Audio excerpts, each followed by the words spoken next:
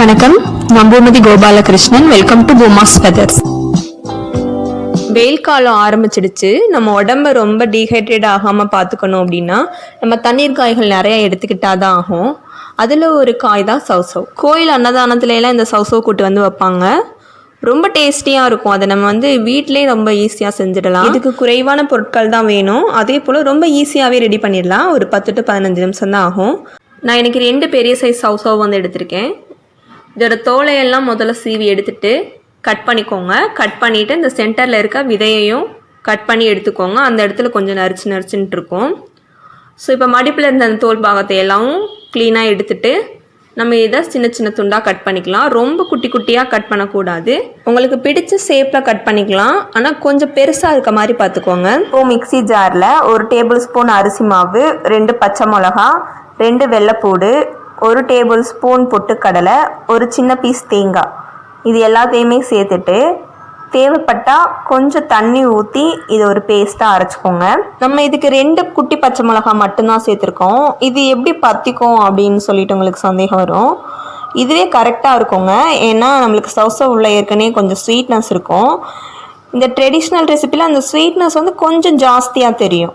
அப்படி இருந்தால் தான் அது நல்லாவும் இருக்கும். இந்த காரம் நானும் இருக்கேன் அப்படின்ற அளவுக்கு இருந்தாலும் இது போதுமானது தான். இல்லை எனக்கு ரொம்ப ஸ்பைஸியாக தான் வேணும் அப்படின்னு ஆசைப்பட்டீங்கன்னா நீங்கள் வேணால் எக்ஸ்ட்ரா ஒரு பச்சை மிளகா சேர்த்துக்கோங்க.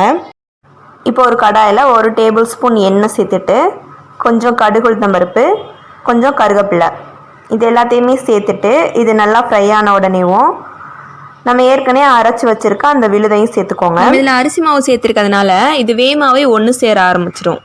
ஸோ நம்ம இதை கிளறி விட்டுட்டே இருக்கணும், இல்லைன்னா கீழே அடிபிடிச்சிடும்.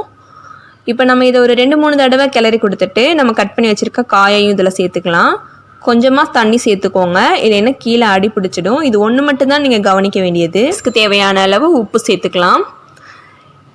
இப்போது இந்த காய் வேகிற அளவுக்கு, அதாவது மூழ்கிற அளவுக்கு நம்ம இதில் தண்ணி சேர்த்துட்டு இதை மூடி வச்சிடலாம். அதே தான் அப்பப்போ திறந்து இதை கிளறி கொடுத்துட்டே வாங்க.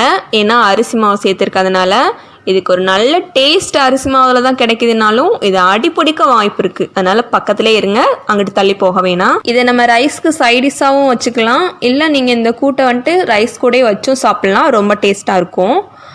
அதே போல் நம்ம இதை தோசை, இட்லி, அப்புறம் சப்பாத்திக்கு கூட இது ரொம்ப டேஸ்ட்டாக இருக்குங்க. ட்ரை பண்ணி பாருங்கள். ஸோ இப்போ நல்லா திக்காக இருந்தது, க்ரீமியாக ஆயிடுச்சு.